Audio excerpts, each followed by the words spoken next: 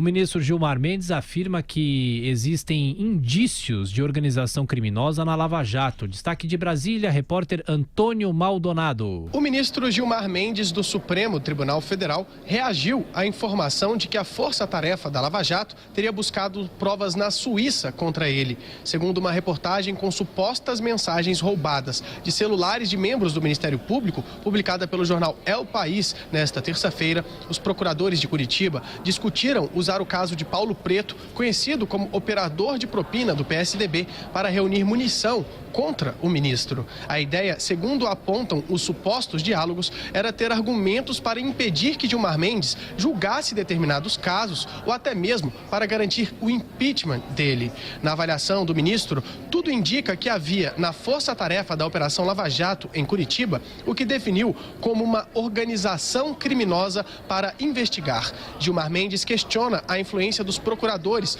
no conteúdo das delações e diz acreditar que essa é a maior crise que já se produziu no aparato judicial do Brasil desde a redemocratização do país. O que mostra isso? Mostra o uso da força-tarefa para fins, e interesses pessoais. Tudo indica, e eu acho que na medida em que os fatos vão sendo revelados, que nós tínhamos uma organização criminosa para investigar. E certamente nós vamos ter ainda surpresas muito mais desagradáveis. Temos que reconhecer, as organizações Tabajara estavam também comandando esse grupo. De acordo com a reportagem publicada nesta terça-feira, procuradores e assistentes se mobilizaram para apurar decisões e acórdãos de Gilmar Mendes para, eventualmente, embasar uma ofensiva contra ele. Eles teriam sido coordenados por Deltan Dallagnol e planejaram, inclusive, acionar investigadores na Suíça para tentar reunir munição contra o ministro. A questão é que o ministro do Supremo só pode ser investigado pela Procuradoria-Geral da República e após autorização do plenário da Corte, o que não ocorreu.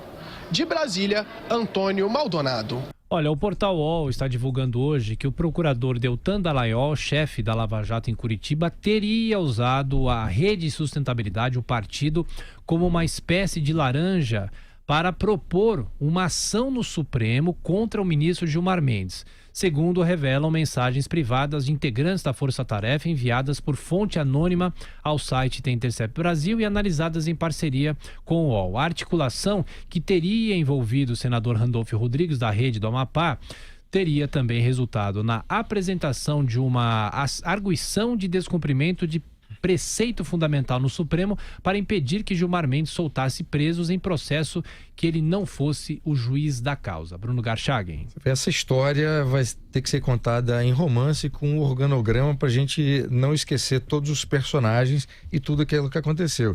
Agora, a frase do ministro chamar Lava Jato ou essa ação da Lava Jato, e suposta ação, porque a gente ainda está tratando de mensagens cujo conteúdo não foi verificado, então a gente não sabe nem se essas mensagens foram editadas ou não, qual é o contexto a partir do qual essas mensagens são destacadas e publicadas. Feita essa ressalva, o Gilmar Mendes, o nome dele aparece, ou da esposa dele aparece, na investigação da Receita e do COAF, junto com a esposa do ministro Dias Toffoli. Então, essa informação não podemos esquecer, porque a partir daí nós temos várias pontas que são abertas.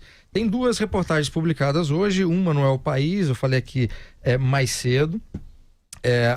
A reportagem sugere que o Dallagnol, o procurador, pretendia usar a investigação que tinha como objeto Paulo Preto para colher informações sobre o ministro Gilmar Mendes, e a matéria não diz e não tem informação nenhuma de que foi feita alguma coisa exatamente, além daquelas conversas, além de uma suspeita e além de uma própria vontade, segundo as conversas, de que houvesse mais informações para fundamentar uma suspeição do Gilmar Mendes.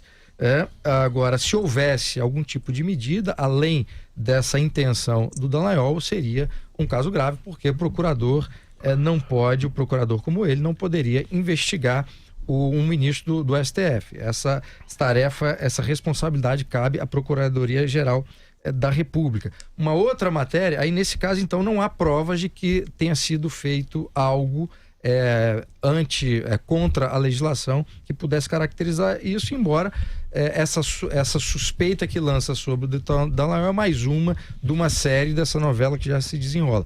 A outra é essa reportagem divulgada pelo UOL a respeito desse uso, né? Até a expressão, usou uma espécie de laranja e tal, querendo, obviamente, dar contornos mais graves ao episódio, sendo que o episódio, a ser verdade, quer dizer, um procurador da República entra em contato com um partido político. Ele está fazendo isso não no papel de cidadão, que poderia fazer, mas no papel de um procurador que está atuando na Lava Jato. A ser verdade isso é realmente preocupante, porque aí você tem elementos de mensagens diferentes, e repito aqui, a ser verdade o conteúdo dessas mensagens, que colocam aí o Deltan Dallagnol numa posição muito delicada.